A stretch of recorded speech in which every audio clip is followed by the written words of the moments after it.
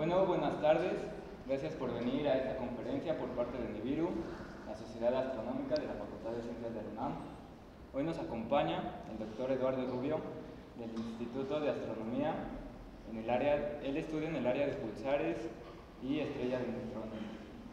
Él obtuvo su licenciatura en la Universidad de Guatemala, San Carlos, en Guatemala. Obtuvo su maestría en ciencias en astronomía aquí en la UNAM y su doctorado en la Universidad de Ámsterdam en astronomía también. Ha publicado en revistas internacionales como Astronomy and Astrophysics, Astrophysical Journal y Monthly Notices of the Royal Astronomical Society. Hoy nos viene a platicar, con motivo del tránsito de Venus, que es el 5 de junio, acerca de esto. Un fuerte aplauso. Bueno, ¿me escuchan bien sin micrófono? Sí. Y perdonen que hable un poco raro, pero soy de Guatemala. Soy su vecino. Bueno, les voy a platicar hoy sobre el tránsito de Venus. Y esta plática, originalmente yo no pensaba dar pláticas sobre el tránsito de Venus, pero en mis manos cayó un libro, ahí por Semana Santa de este año, sobre el tránsito, sobre la historia de los tránsitos de Venus. Y a medida que yo más leía ese libro, la verdad más me entusiasmé. Y el resultado de leer ese libro y otros dos que leí desde Semana Santa para acá sobre el tema es esta plática que van a ver ustedes. Les aclaro que no soy historiador, pero varios de los libros que leí mencionan muchos aspectos históricos y muchas anécdotas increíbles sobre los tránsitos de Venus. Y bueno, la plática salió porque la verdad vale la pena que todos tratemos de ver el tránsito de Venus que va a ocurrir el 5 de junio de este año. Es uno de los eventos más extraordinarios que han ocurrido en la historia de la astronomía y también es especial por muchas razones. Van a ver, voy a tratar de hacerles claro por qué razones es tan especial este evento. Y este es una de las pocas cosas que al final de la plática quiero recalcar y lo voy a mencionar de una vez. Es una de las pocas cosas que ha unido a toda la humanidad en una sola empresa, ¿sí? En el pasado. Pocas cosas en la actualidad nos unen como humanos y como países. Y en el pasado, tratar de ver los tránsitos de Venus unió países que inclusive estaban en guerra, ¿sí? Entonces les voy a contar, la primera parte va a ser algo sobre la historia del tránsito, la segunda parte va a ser sobre los resultados de estas historias, por qué era tan importante, y la tercera parte voy a hablarles un poco sobre las aplicaciones prácticas que tienen los tránsitos en este tiempo para nosotros. Y van a ver que es increíble entender la mecánica detrás de los tránsitos planetarios. Entonces, básicamente un tránsito es cuando un objeto, como un planeta, pasa en el disco de una estrella, en el caso de nuestro sistema solar, cuando uno de los planetas interiores pues pasa delante del disco del Sol, ¿sí? En el caso de la Tierra, desde donde nosotros estamos, nosotros solo podemos observar tránsitos de Mercurio y de Venus. Pero si estuviéramos, por ejemplo, en Júpiter, y en un lugar de internet encontré este dato bastante curioso que no sé a quién se le ocurrió hacerlo. En mayo de este año había un tránsito de la Tierra visto desde Júpiter, el 7 de mayo. Y entonces, si estuviéramos desde planetas más lejanos, como Urano, por ejemplo, nosotros podríamos ver de vez en cuando desfilar los planetas interiores, ¿sí? Y bueno, desde la Tierra nosotros también podemos ver desfilar los planetas que puedan existir en otras estrellas, que estén más lejos que el Sol, y es por eso que los tránsitos son todavía un motivo muy especial de estudio, ¿sí? Entonces, si se quieren dormir, lean bien esta diapositiva y se pueden dormir, pero recuérdense de esto que acabo de mencionar. Y bueno, voy a empezar con la historia de los tránsitos. ¿Quién fue el primero que se le ocurrió? Nada más y nada menos que Johannes Kepler. Kepler le tomó muchos años establecer sus tres leyes famosas sobre las órbitas planetarias. Y entonces quiero recordarles de qué se tratan las órbitas. De qué se tratan sus leyes, perdón.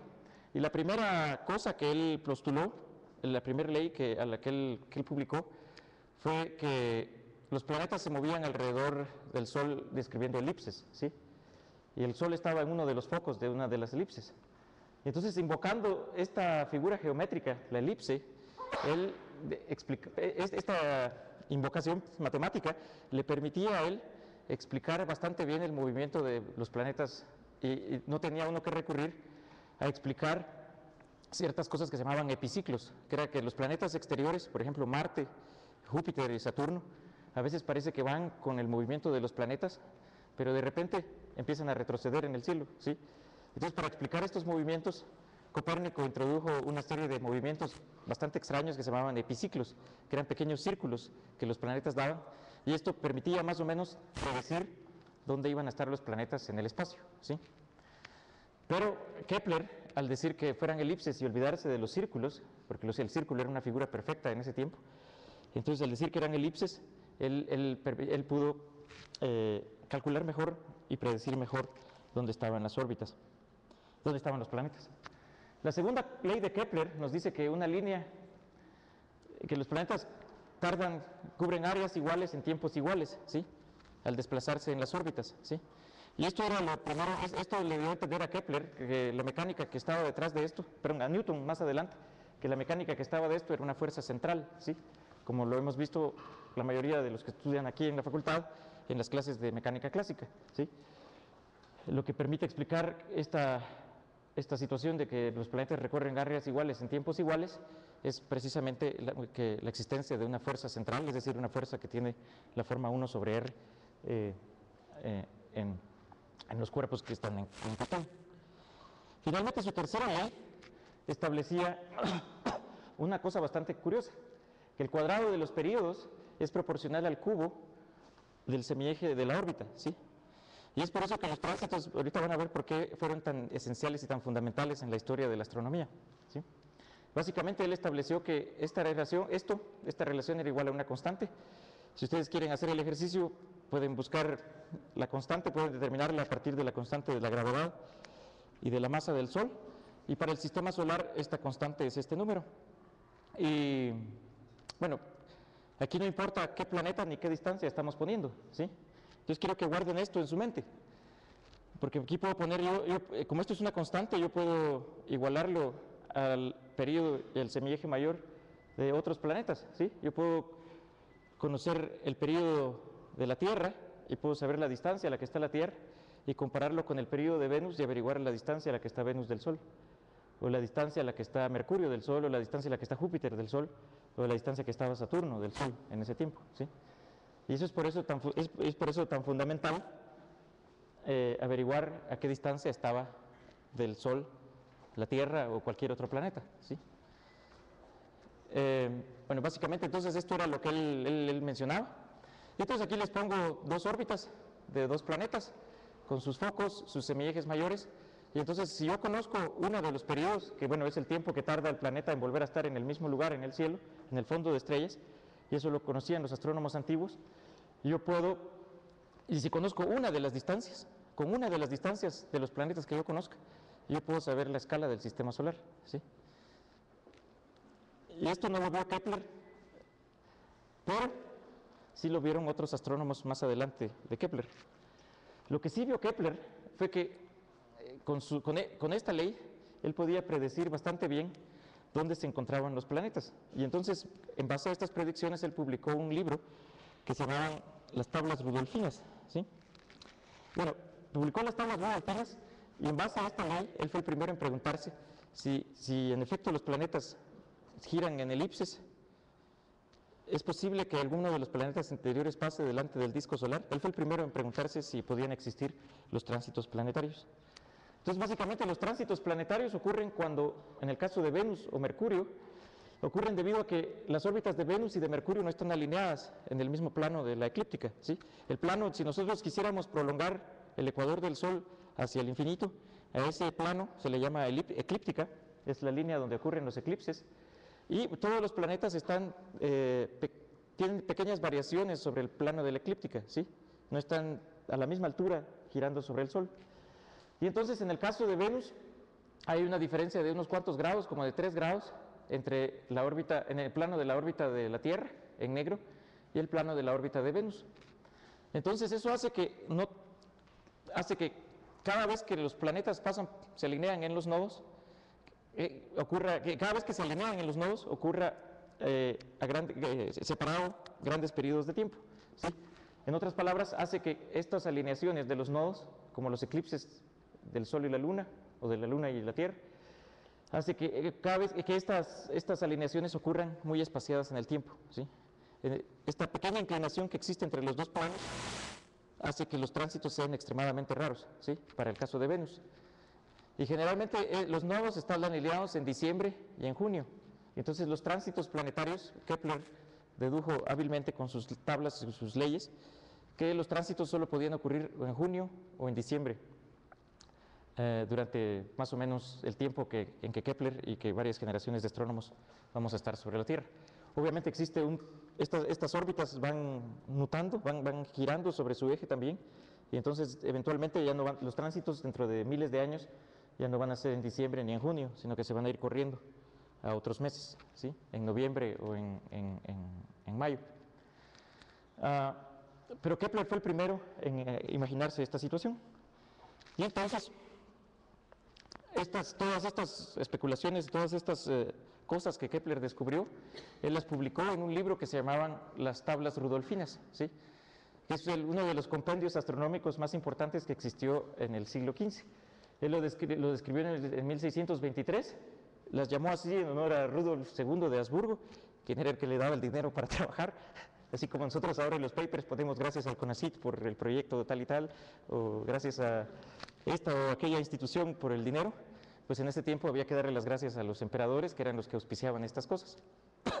Entonces este libro contenía un atlas con un mapamundi de la Tierra de 1600, donde grandes regiones de la Tierra eran totalmente desconocidas. Contenía un catálogo estelar que estaba basado principalmente en el libro en la uranometría de Tycho Brahe, que este astrónomo famoso que tenía una nariz de oro, que observó desde Dinamarca en un lugar. Él era millonario, entonces construyó un observatorio en su casa, en un territorio que él tenía, y este observatorio se llamaba Uranbörd. Y bueno, entre las predicciones que traían las tablas rudolfinas era la existencia de tránsitos planetarios. Esto Kepler lo publicó casi al final de su vida.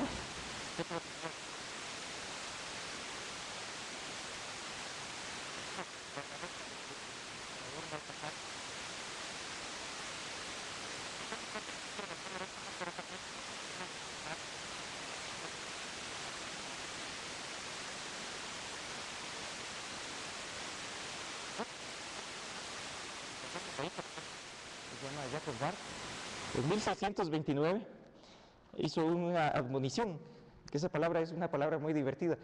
Es una admonición, se traduciría de latín sería como un llamado a todos los astrónomos vivos sobre la faz de la Tierra a estar en guardia sobre el raro y extraordinario fenómeno de 1631 en el que Venus y Mercurio van a cruzar el Sol.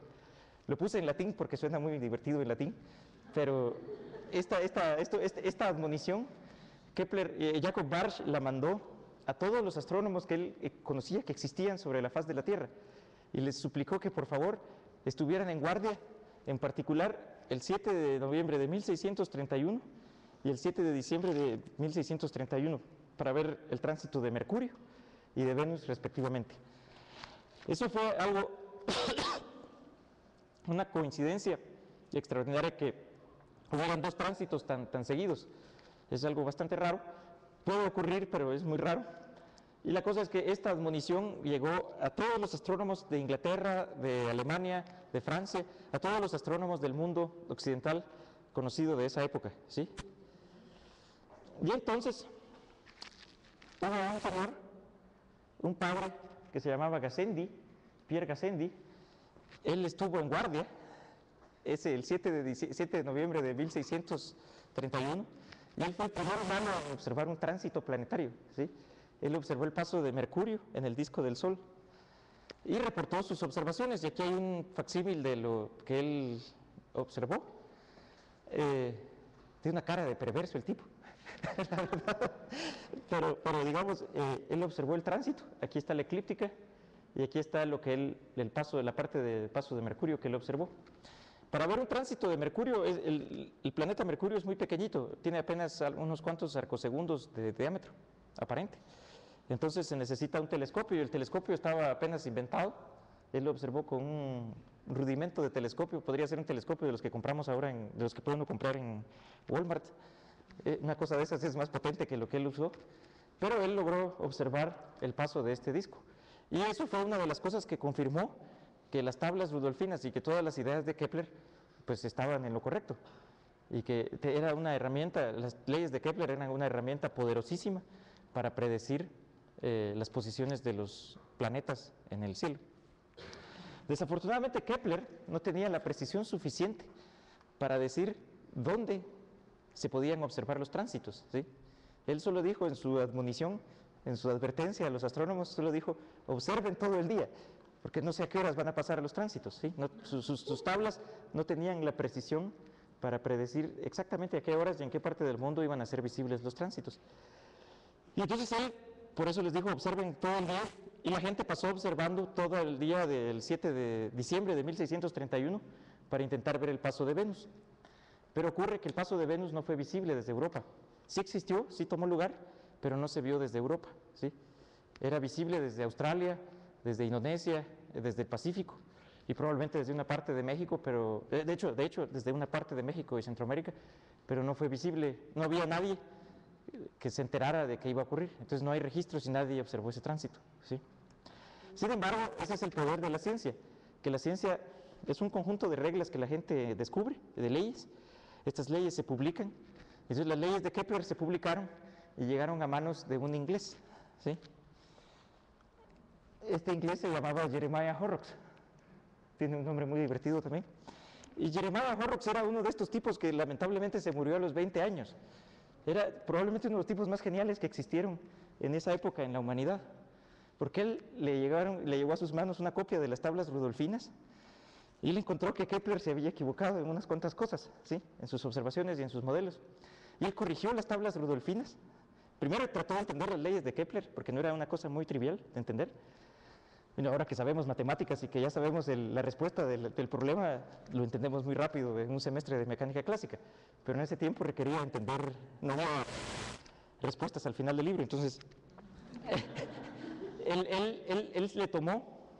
él descubrió que iba a haber un tránsito, que podía haber un tránsito en 1639, ¿sí?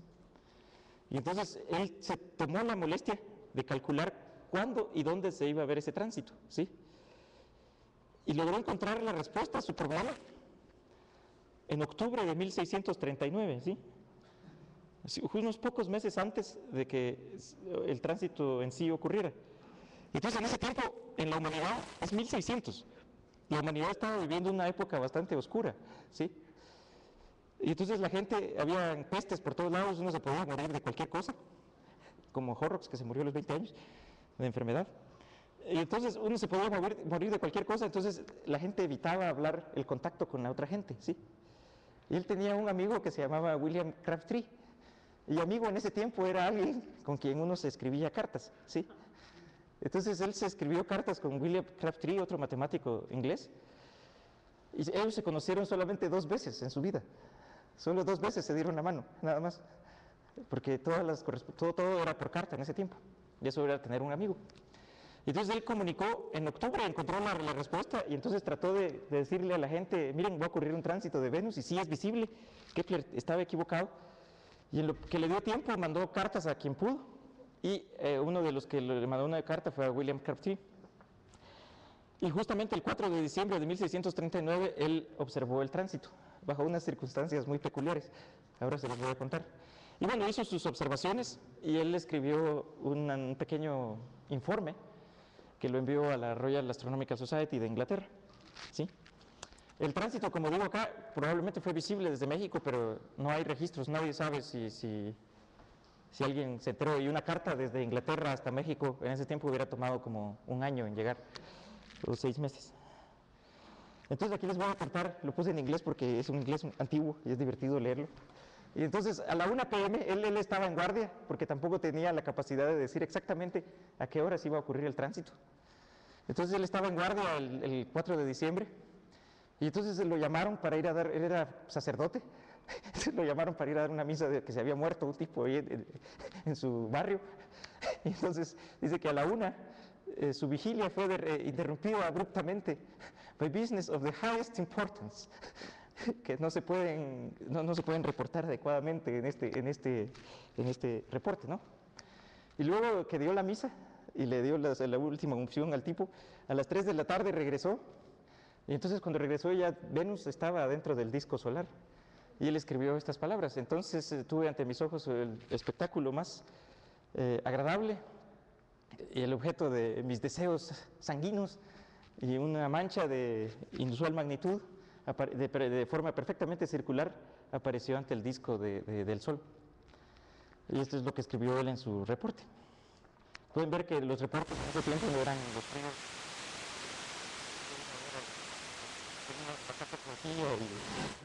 y muchas cosas, ¿no? Y entonces aquí hay una pintura posterior, obviamente. Él no tenía todos estos instrumentos, probablemente tenía este anteojo, pero este es un dibujo, esto sí es verídico, este es un dibujo de lo que él vio.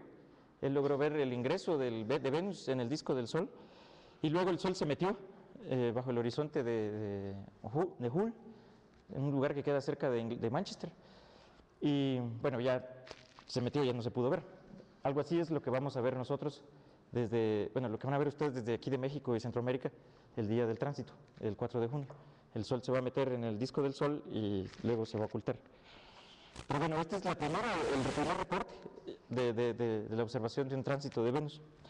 Al mismo tiempo, el 4 de junio, también William Crabtree, el amigo de Horrocks, también observó el tránsito. Y si algún día van ustedes a la municipalidad de Manchester, en Inglaterra, por si van a ver jugar al Manchester United, si van un día a la municipalidad de Manchester, la municipalidad está decorada con pinturas de manchesterianos famosos, y entre los manchesterianos famosos está este caballero, y ahí está esta pintura.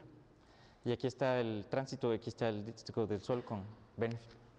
Él también lo reportó, probablemente su esposa y sus hijos lo vieron, pero ellos no lo reportaron, entonces nadie sabe cómo se llamaba. Bueno, Horrocks era uno de estos tipos geniales que dejó tarea para las generaciones posteriores.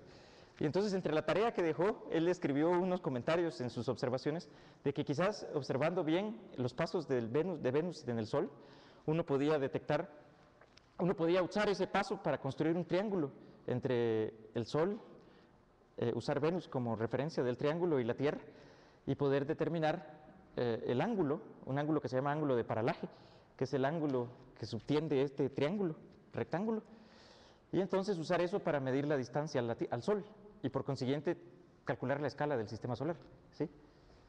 Entonces, Sir Edmund Halley en 1716 fue a observar un tránsito de Mercurio a una isla que se llama Santa Elena, que está en el Atlántico Sur, y entonces de regreso a Inglaterra, él se le ocurre también la idea, y entonces propone una empresa multinacional para la observación de los tránsitos de Venus de 1761 y 1769.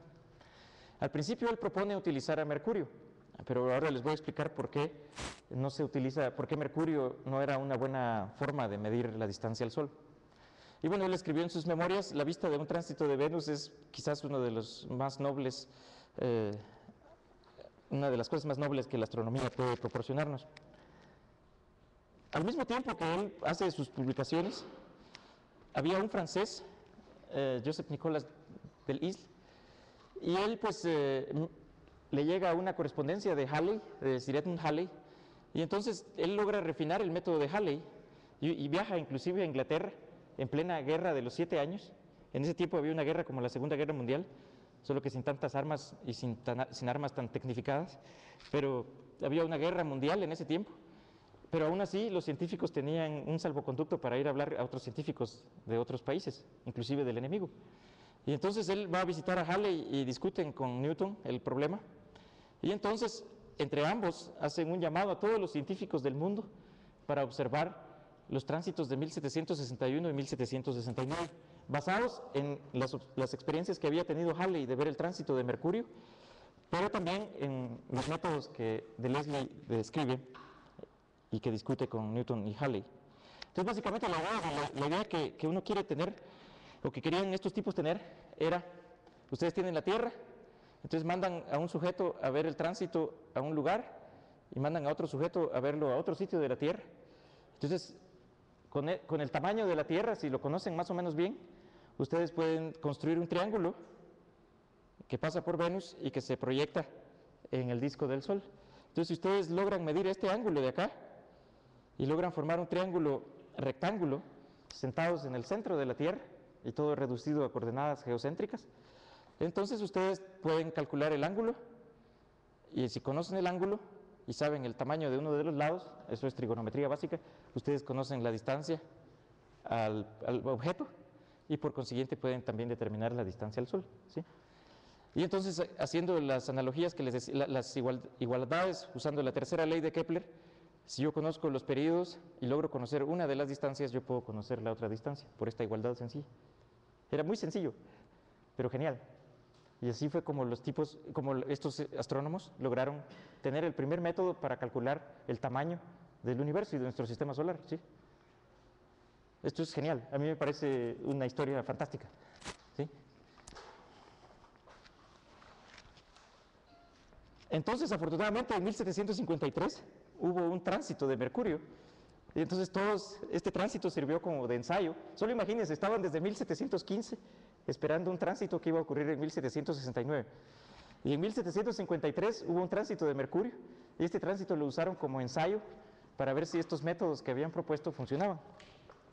Y entonces varias personas en todo el mundo observan el tránsito de Mercurio. Aquí hay una ilustración de cómo se vio. Y entonces el problema de Mercurio es que primero es muy pequeño, entonces es muy difícil determinar los tiempos a los que entra y sale del Sol. Y segundo es que Mercurio se mueve muy rápido, ¿sí? Obviamente da una vuelta alrededor del Sol en 60 días, 59 días. Y entonces esto hace que, debido a que se mueve tan rápido, medir con precisión los paralajes es muy difícil, porque es muy chiquito y se mueve muy rápido.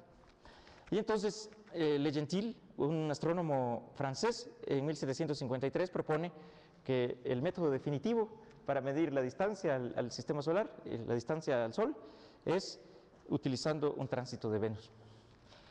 Una de las personas que observó este tránsito fue Benjamin Franklin, que estaban en ese tiempo preparando la independencia de Estados Unidos. Y eso fue una de las cosas que le dio a Franklin y a Jefferson, dos de las personas que escribieron el Acta de Independencia de Estados Unidos, la visión para escribir una de las actas más bonitas que, si algún día la pueden leer, léanla, porque esta acta está basada en ciencia, ¿sí? Primero, la primera cosa que dice esa acta es que ustedes tienen que tener un país educado. Entonces, una de las primeras medidas que tomaron fue enseñarle a leer a todo el mundo en Estados Unidos. A los negros no tanto al principio, pero después inclusive los afroamericanos empezaron a aprender a leer, y era una obligación saber leer y escribir. Y esa es una de las formas de crear progreso en un país, teniendo un país letrado, ¿no? Y entonces esto fue una de las cosas que hizo a estos señores decir, ok, la ciencia es un camino bueno para fundar un país. Obviamente después de 200 años se torció un poco, pero es mi comentario personal sobre la política de Estados Unidos. Y entonces, ¿a dónde vamos ahora? Entonces, les voy a contar las expediciones que se planearon para 1761 y 1769. Los británicos y los franceses, fueron 3 países los que principalmente organizaron viajes, era Francia, Inglaterra y Suecia. Y esta es la primera empresa científica a gran escala que estableció colaboración internacional, ¿sí? Y aquí no valía si ustedes eran enemigos o amigos, todos éramos científicos y todos queríamos luchar por la misma causa, ¿sí?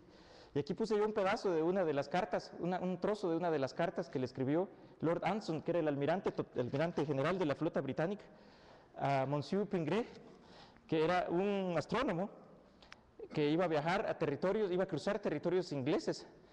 Y el almirante de la flota le dio una carta, un salvoconducto dirigido a todos los capitanes de la flota inglesa, para que el señor Pingré no fuera molestado, para que primero no encontrara ninguna interrupción en su pasaje hacia o de regreso de la isla donde iba a ir.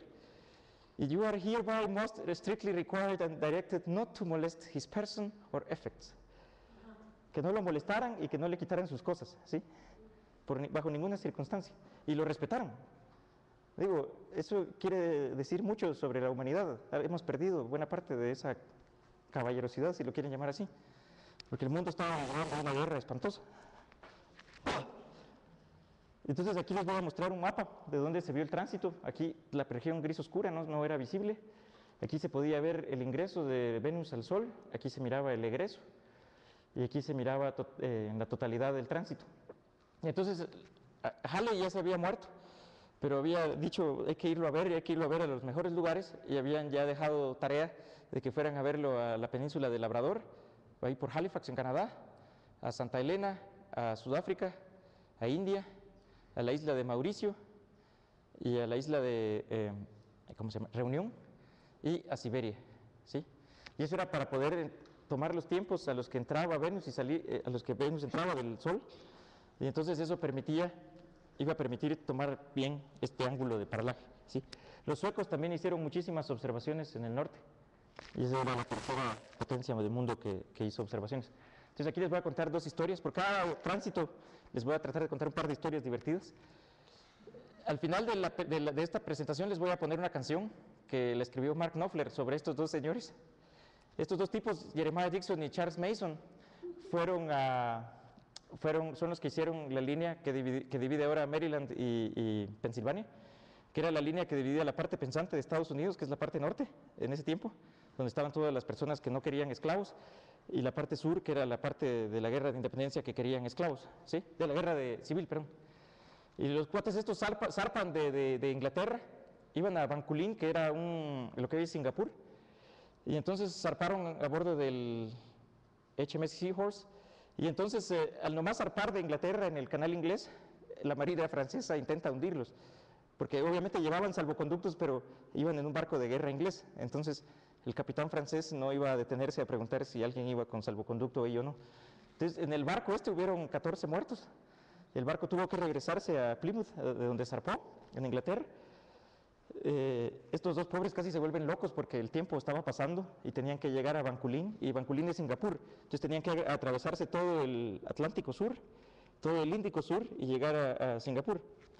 Entonces al final les agarró el tiempo en lo que reparaban el barco, y el barco los terminó llevando a Ciudad del Cabo. Le pidieron permiso a la corona holandesa y desde ahí realizaron sus observaciones del tránsito de Venus.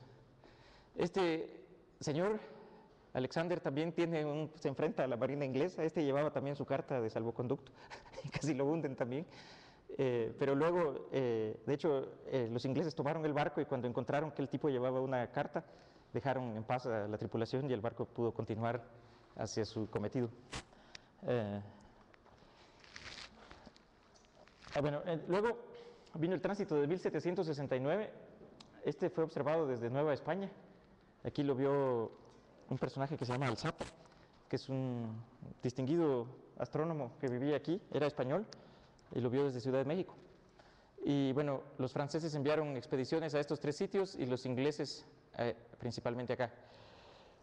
Esta expedición fue una de las expediciones que marcó la hora de la exploración, y estuvo al mando del capitán James Cook. Ustedes, estoy seguro que han escuchado de él. Y él llevaba entre sus posesiones uno de los más recientes inventos de la tecnología de ese tiempo, que era el primer reloj de bolsillo, ¿sí? Yo no uso reloj, pero estoy seguro que todos usamos reloj ahora y dependemos del tiempo. En ese tiempo no existían relojes de bolsillo.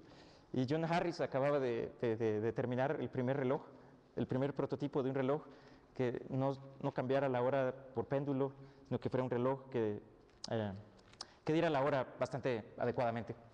Y él pues se fue en el Endeavour, y su viaje, aparte de observar el tránsito de Venus, vio un tránsito de Mercurio desde Nueva Zelanda a finales de 1769, y cartografió Australia y descubrió buena parte de Oceanía para los ingleses.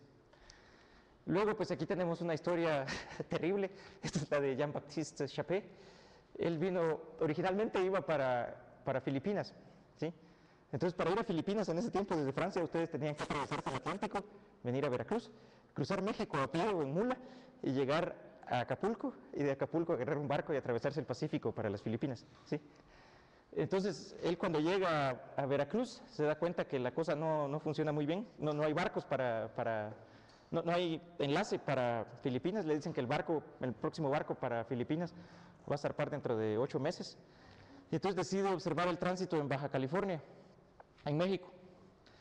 Logra observar el tránsito y hace muy buenas observaciones, pero justo cuando termina el tránsito, unas semanas después, cunde la peste, y toda la expedición se muere.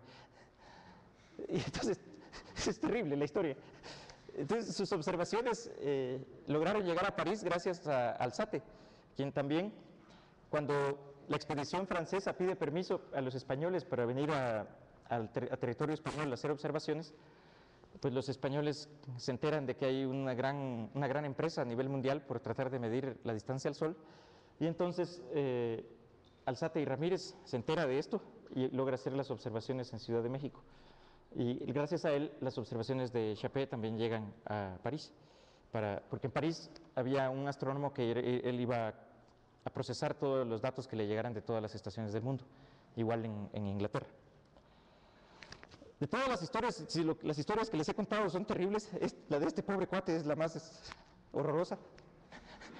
Afortunadamente vivió, afortunadamente, eso sí, tiene un final feliz. Pero este señor se llamaba, ese es su nombre, se llama Guillaume Joseph Hyacinthe Jean-Baptiste Le Gentil de la Glycérie. Ese era todo su nombre.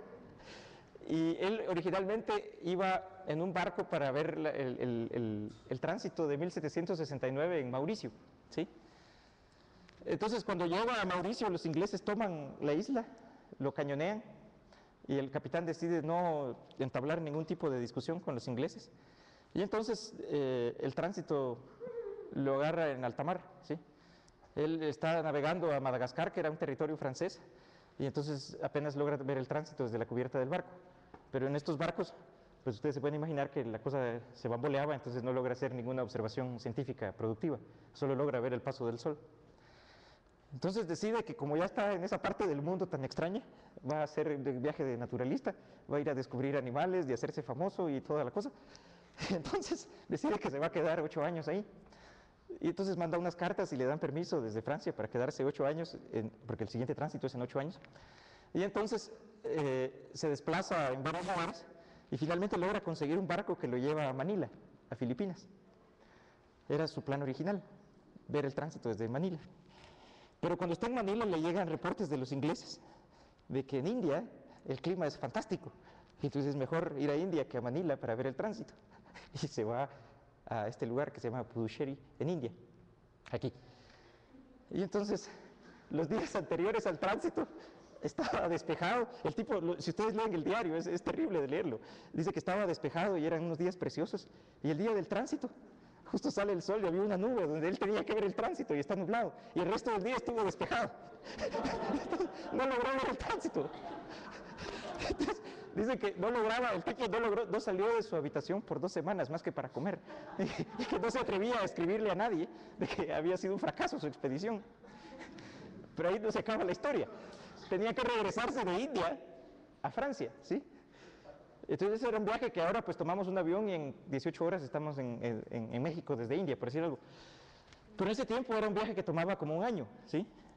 Y porque había que ver si había barco, había que ver si el capitán decidía llevarlo a uno. En fin, no era una cosa trivial. Entonces después de 2 años de viaje, llega a París. Pero como había estado de viaje y no habían sabido nada de él, lo dan por muerto. Entonces, su plaza de la academia la habían dado ya para otro tipo. Su esposa se volvió a casar y su familia se había apoderado de su fortuna. Eso es lo peor que se puede imaginar. Entonces, afortunadamente, y eso sí se los digo, una de las amistades más sólidas que uno construye en la carrera es con los colegas, ¿sí?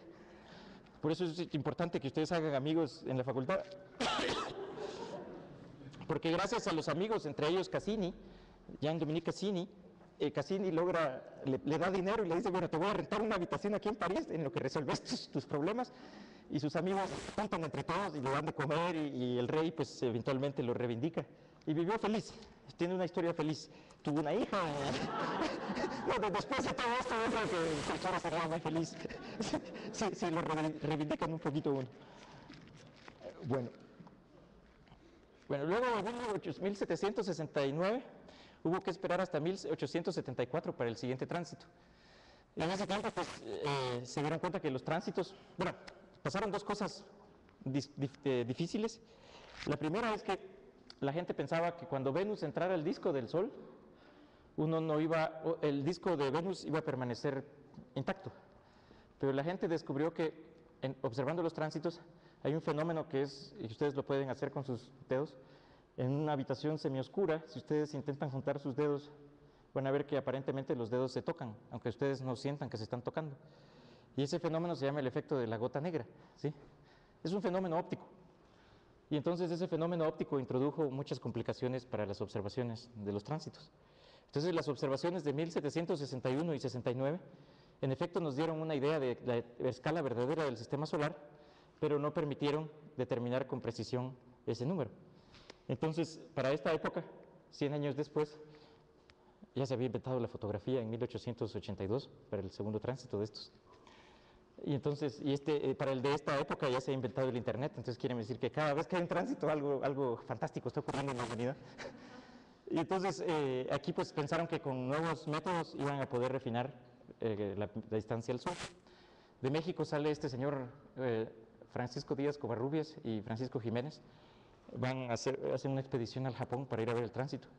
Bueno, eso habla muy bien de México, me refiero, es un país que ha tratado de fomentar la ciencia entre sus ciudadanos, a diferencia de otras latitudes, de otros lugares más abajo de México. Bueno, y este es, por ejemplo, un cartel si ustedes querían ir a ver el tránsito a Nueva Gales del Sur, en Australia, de cómo se iba a ver el tránsito.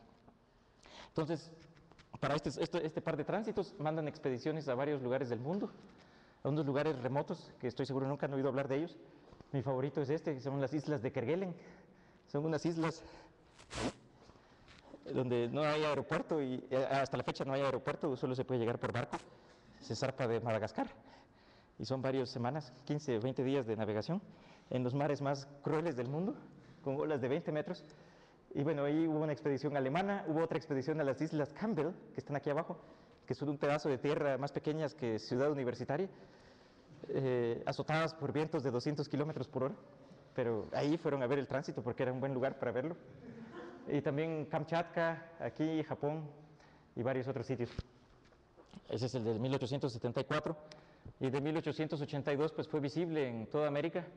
Entonces mandaron expediciones al Cabo de Hornos, justo a un canal que se llama el Canal de Beagle, muy cerca del Cabo de Hornos, a Punta Arenas en Chile, que es una ciudad que está muy al sur. De México se observó el tránsito, de Estados Unidos, expediciones al Caribe y a Martinica. Perdón, aquí puse, no sabía si, error, en México. Bueno, los resultados de las observaciones de estos tránsitos llegaron a las manos de este señor, Simon Newcomb, y entonces él determina que el paralaje solar es equivalente a 8.80 arcosegundos, ¿sí? Como pueden ver es un ángulo muy pequeño, ¿sí? Y es muy difícil de determinar. El valor actual es de 8.79 y con este valor pues se establece que la distancia al Sol es de este tamaño, o si el valor actual es de 23.455 radios terrestres, o bien 149.6 millones de kilómetros. Este método funcionó, este número fue válido hasta 1940, cuando con radio y radar se empezaron a hacer mediciones a las distancias planetarias, y con esas técnicas pues se conocen las distancias a los planetas al orden de metros, ¿sí? Y bueno, las naves que han sobrevolado el sistema solar han confirmado estas mediciones, y por telemetría también se puede calcular las distancias. Aquí les pongo un par de imágenes del tránsito del 2004. Aquí la emoción ya no era ir a los lugares más remotos del mundo para ir a hacer ciencia, sino que más bien para ir a observar algo espectacular. Sin embargo, los científicos estudiaron y van a estudiar este tránsito, estudiaron el del 2004 y el tránsito que viene, para poder establecer primero curvas de luz para la búsqueda de planetas extrasolares. Ahora les voy a explicar de qué se trata eso. Y bueno, este tránsito, el del 2004, fue el tránsito más observado en la historia por profesionales, aficionados y público en general, y fue accesible por internet. Yo no tuve dinero para ir a Europa ese año, y estuve aquí en la facultad, en el instituto, hasta las 5 de la mañana viéndolo por internet. Y bueno, era divertido, aunque uno no estaba ahí, pero lograba uno verlo. Y fue accesible para todo el mundo, ¿sí? No hay excusa para no ver un tránsito en estos días. Y quiero que se den cuenta en los tránsitos de 1760 se había inventado el reloj. En 1800 fue la fotografía, y en este año pues ya está esta palabra aquí, ya internet, que irá a ver en el próximo tránsito del 2117. dónde estaremos como civilización. Entonces, ¿de qué se tratan las curvas de los planetas? Si ustedes tienen un telescopio muy bueno, con un detector muy bueno, ustedes pueden medir la intensidad de la luz de una estrella, y si un planeta pasa enfrente de ustedes, la intensidad de la luz de la estrella va a disminuir un poquito, ¿sí? Y a eso se le llama un método de detección de planetas por tránsito, ¿sí? Entonces, los científicos estudiaron en el 2004, los astrónomos, los tránsitos, trataron de ver qué cantidad de luz le quitaba al Sol Venus. Y este método, y eso era con la finalidad de ensayar una nave espacial que lanzaron hace poco que se llama Kepler, en honor a Kepler. Y ahora ya saben por qué se llama Kepler, la nave espacial. No era porque el tipo era buena gente, sino que porque descubrió muchas cosas importantes para nosotros. Y él determinó este método. Dijo, los tránsitos pueden ocurrir. Y entonces, esta nave espacial está observando una región en la constelación del Cisne. Acá, la nave está en el Sol. Y observa más o menos unas varias miles de estrellas, como 7.000 estrellas, en la región del Cisne, que están a una distancia de 3.000 años luz en promedio. Y entonces esas estrellas, todos los días, varias veces al día, esta nave les hace una imagen.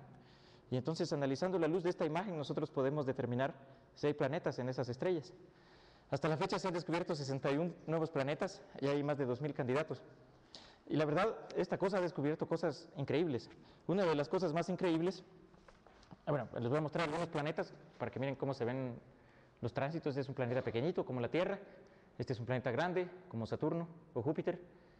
Y estos planetas, pues dependiendo de en qué parte del disco transiten, nosotros tenemos una profundidad de curva diferente, ¿sí? Y el más increíble de todos los descubrimientos de Kepler ha sido el planeta que se llama Kepler 22b. Un nombre muy poético también, pero bueno, Kepler 22b es un planeta que es muy parecido a la Tierra, es más grande que la Tierra, pero lo curioso de Kepler 22b es que por este método ustedes pueden determinar la órbita. Si observan varios tránsitos, ya tienen suficientes datos observacionales para poder calcular la órbita de los planetas. Y entonces Kepler 22b es un planeta que, de acuerdo a un artista, se ve así. Pero lo importante de Kepler 22b es que está en la zona de habitabilidad, ¿sí?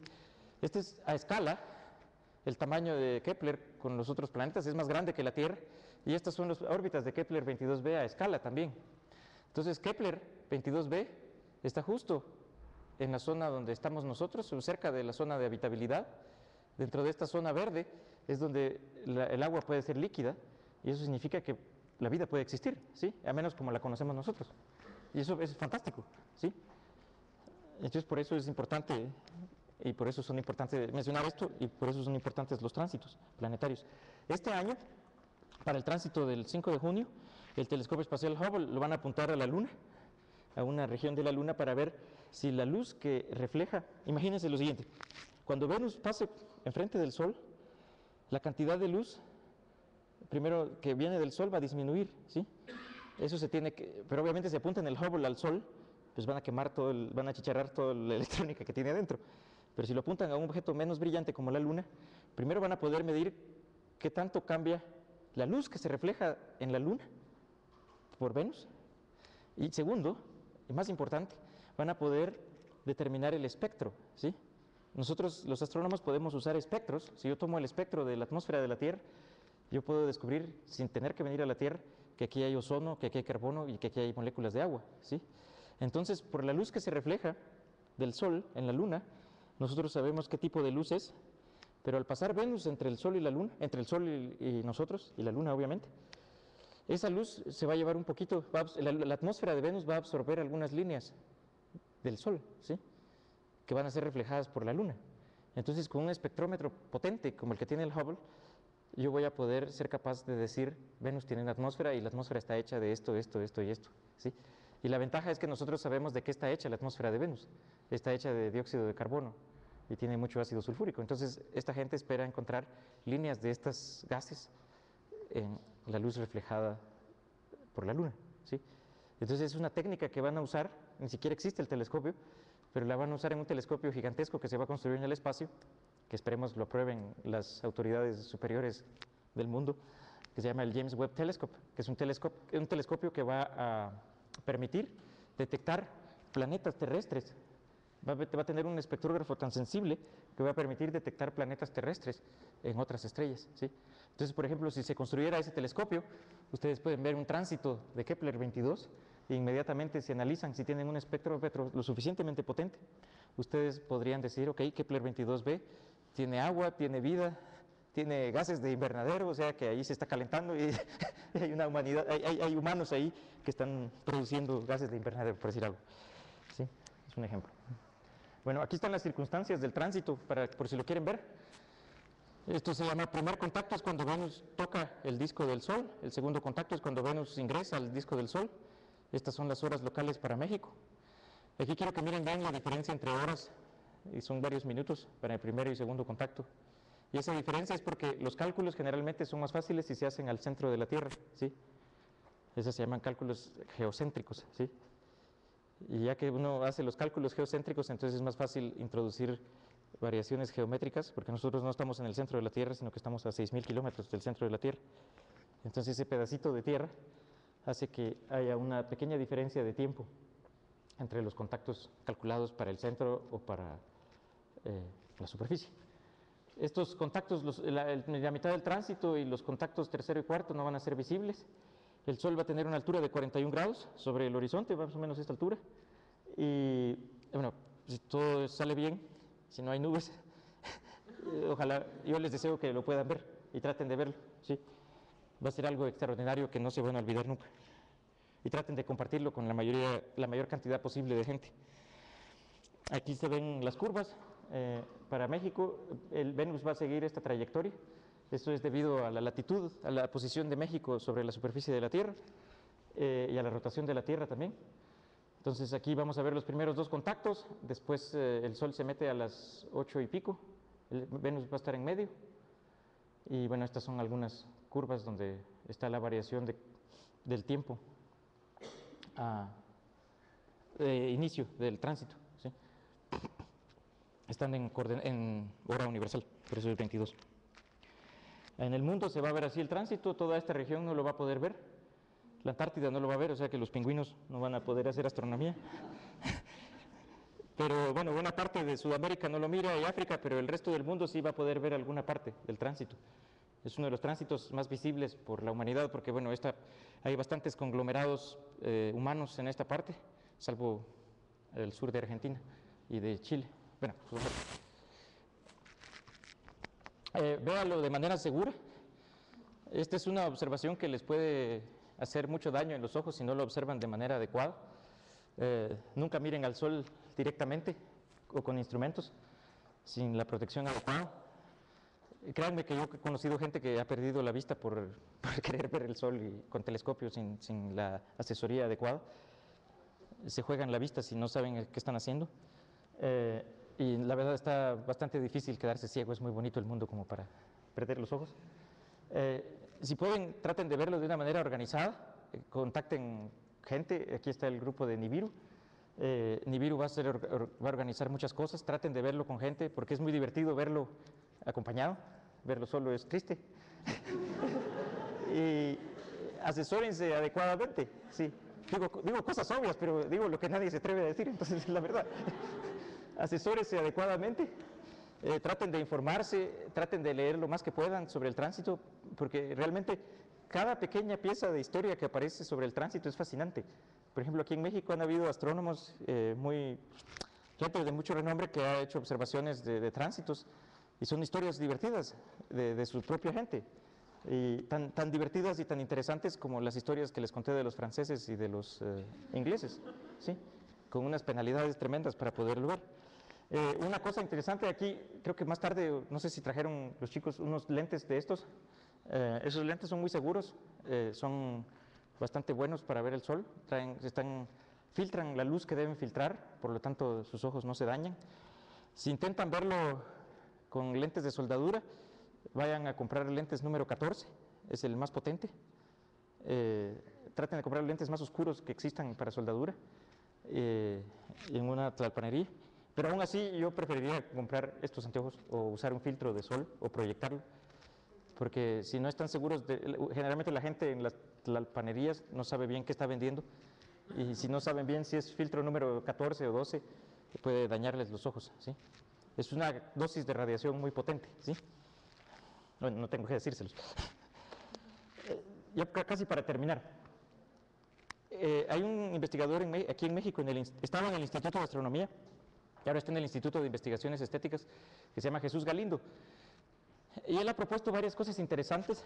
Hay un lugar en México, en Yucatán, que se llama Mayapán, que tiene un observatorio como este, y tiene este fresco, que lamentablemente no logré conseguirlo a mejor resolución, pero esto es el Sol, y este es el Sol con un Dios adentro.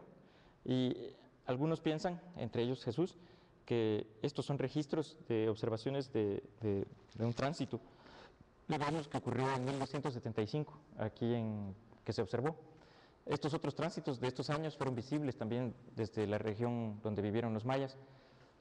Hasta donde yo sé, y bueno, los mayas fueron geniales astrónomos, de veras es una de las culturas de las que tenemos que sentirnos orgullosos, todos los que compartimos a los mayas, los hondureños, guatemaltecos y mexicanos. Y los mayas en su códice de Dresden tenían muy bien caracterizada la órbita de Venus. Y por órbita no me refiero al concepto de órbita que nosotros tenemos de una elipse y toda la historia que les conté de Kepler, no. Ellos sabían muy bien en qué parte del cielo iba a aparecer Venus. Y ellos no tuvieron que inventarse órbitas ni matemáticas como la que nosotros tenemos para predecir dónde iban a estar los planetas. Y entre las tablas astronómicas que existen en la historia de las civilizaciones antiguas, las más exactas que existen son las de los mayas. Los mayas lograban predecir las fases de la Luna con un 1% de error en 100 años, ¿sí? Y para Venus era también como 1% en 400 años. Era espectacular lo que esta gente logró hacer.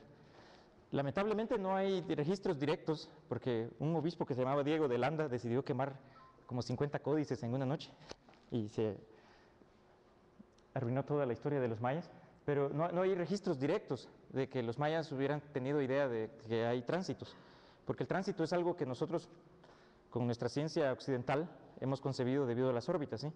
Ellos no sabemos cómo se imaginaban los movimientos de los planetas, pero sí podían haber pensado que lo que estaba ocurriendo era que Venus pasaba de ser estrella de la mañana a estrella de la noche en ese instante. Es algo que nunca vamos a poder saber, a no ser que se descubra algún códice o alguna evidencia más directa en las excavaciones que se están haciendo hasta ahora. Bueno, muchas gracias por su atención con la plática. Tengo un video de toda la historia que les conté con la canción de Charles Mason y Jeremiah Dixon, antes de que se me vayan. A ver si sale bien. Este video es como para repasar los puntos interesantes de lo que mencioné. Bueno, no es un video, es un audiovisual. ¿Se oye? Traten de oír la letra de la canción.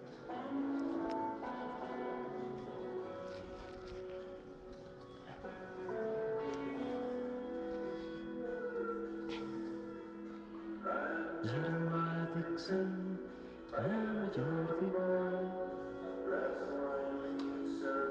Ladies on enjoy.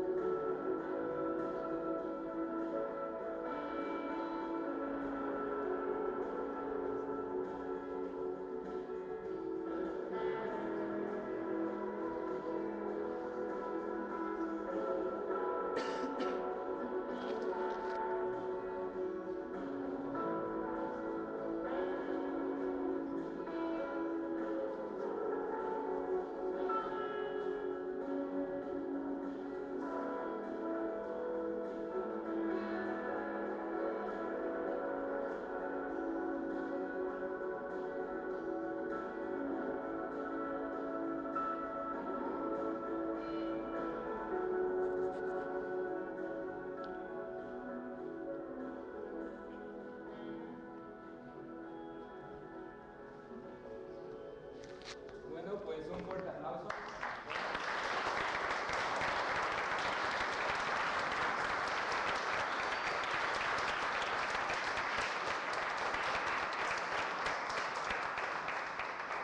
Y tenemos 5 minutos para hacer una serie de preguntas y después pasamos a la venta de los lentes por si alguien los quiere adquirir.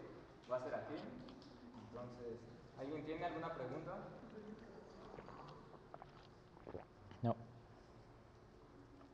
¿Las horas de tránsito son de reloj actual?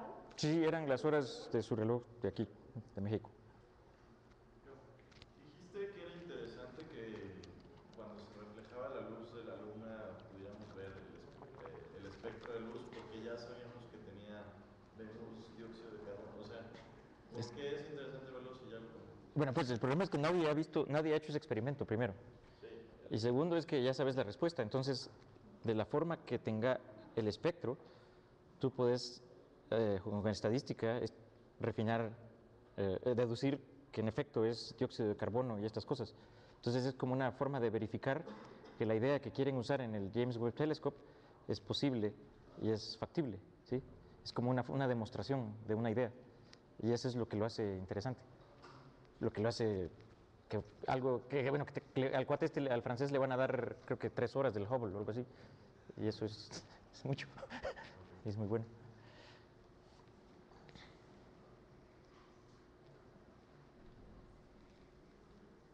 ¿Sí? ¿Por qué la variación de los periodos, que a veces son 121, 120? Eso es porque también las órbitas, aparte de que van variando las dos, las órbitas precesan. Entonces esos son los periodos que te salen, de 101 y 105.5 y 121.5. ¿Ah? Porque a veces llegan a ser hasta 129. Bueno, en el periodo, obviamente esos números que puse son en el periodo de que el año 1000 al año 4000, algo así. Después va a cambiar, porque sí es más complicada la dinámica de los planetas. Pero tiene que ver con eso, las precisiones de los planos orbitales. Bueno, ahorita vemos que el próximo tránsito de Venus será hasta el, bueno, 1117, y el próximo, bueno, vamos a esperar el próximo tránsito de Mercurio. De Mercurio creo que hay uno en el 2016. Los tránsitos de Mercurio ocurren varios al siglo, no como los de Venus, que es uno cada siglo. Uno cada siglo y años, ¿no?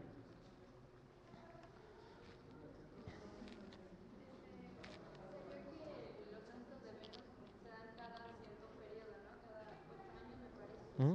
Pero, ¿cómo fue matemáticamente o cómo se expresó mejor esa relación inclinada a... Lo más fácil es que agarres el mínimo como un múltiplo de las órbitas. Ahí te sale. Ahí sale 105 y 121.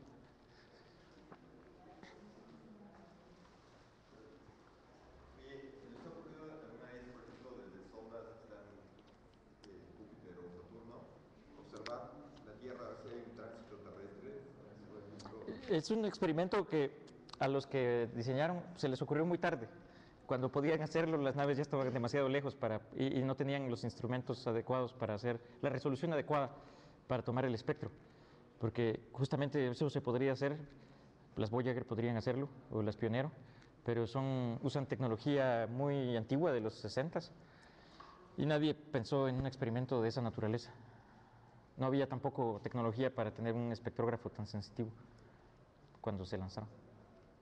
Lo que sí ha habido es que las Voyager, una de las Voyager, la Voyager 1, cuando cruzó la órbita de lo que era Plutón, el 14 de febrero de 1990, le ordenaron apuntar la cámara de imágenes hacia el Sol, y es la famosa foto del sistema solar, la familia del sistema del Sol se llama, y es la foto famosa donde ves Venus. A Mercurio no lo puedes ver porque es muy diminuto y está muy cerca del Sol, pero se ve Venus, se ve la Tierra, Marte, Júpiter, Saturno, Urano y Neptuno.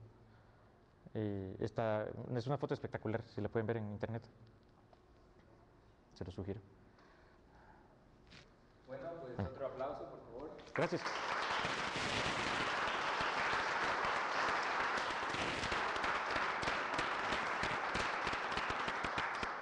Y los que quieran quedar a comprarlo, pues vamos a estarlos vendiendo. Y los esperamos el próximo semestre para el siguiente ciclo de conferencia. Gracias.